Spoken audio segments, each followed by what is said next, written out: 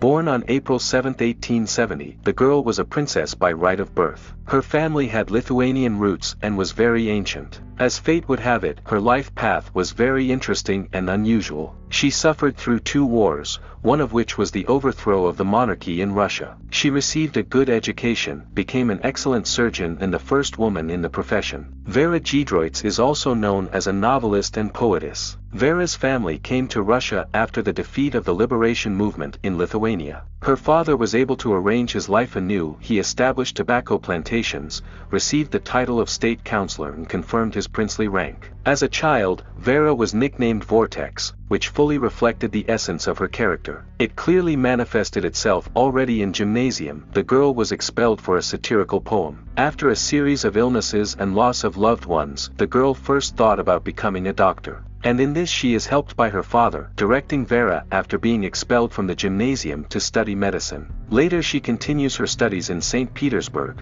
enrolls in courses in medicine to Professor Lesgaft, who later advises her to go abroad for higher education. After all, the woman could not get it in Russia. After taking part in a rally calling for revolution, Vera comes to the attention of the police. She is deported to her father's estate, from where she resolutely leaves Russia with alien documents to arrive in Switzerland. With difficulty, Vera entered the University of Lausanne and became the 3rd woman in the faculty. She was most attracted to anatomy, surgery, and psychiatry. As a result, in 1898, she graduated with honors, but she did not go home, but continued her education, becoming a doctor of medicine. Vera returned to Russia at her father's request due to her mother's illness in 1899. In 1903, she passed her exams at Moscow University in order to receive the title of woman physician in her homeland. And in 1904 she volunteered for the Russian-Japanese War and went to the front, where she worked as a surgeon. After her return from the war she becomes known in the country as a female surgeon and as a war heroine. At the beginning of the First World War, Vera proposed the creation of an infirmary. The idea was supported by the Empress Alexandra Fedorovna and she was appointed the leading surgeon.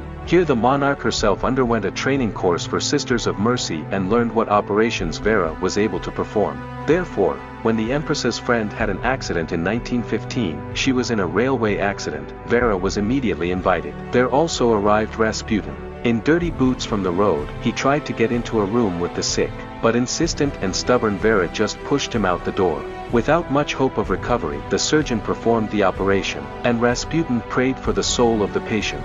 Thanks to his great influence on Alexandra Fyodorovna, Elder managed to convey to her the idea that he was the healer, and it was only thanks to him that her friend survived. This case particularly clearly describes how much influence Rasputin had at the time of the Empress. Despite his noble birth, Vera was a supporter of the revolution, realizing that it was inevitable. But after the abdication of the Tsar, she was left out of business. Her close relationship with the monarch's family prevented her from remaining in Petrograd. And again Vera went to the front. From there, due to her injury, she was taken to Kiev, where she later remained.